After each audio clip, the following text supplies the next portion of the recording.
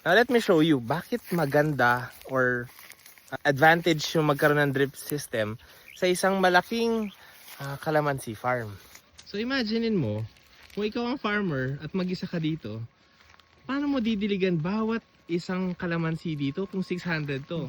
Mahirap magdilig ng mano-mano ng calamansi kung ganito karami.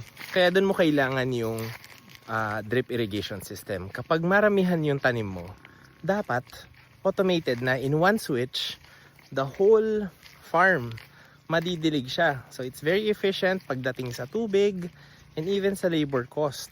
Tsaka makikita mo naman yung mga kalamansi, in 1 year lang yan. Ang lalaki ng mga tubo nila. Yun ang advantage kapag well irrigated ang mga tanim. So, ito yung mga bagong pipes na ginawa namin. Then makikita mo yung tulo ng ano niya. So sa bawat puno, meron siyang mga drippers. Tapos makikita mo gaano siya kabasa. Yung tubig, doon lang siya kung saan yung kalamansi. Ganun siya katipid. Imagine mo kung ifa-flooding mo yan, napakadaming tubig ang kailangan mo para madiligan yung buong farm.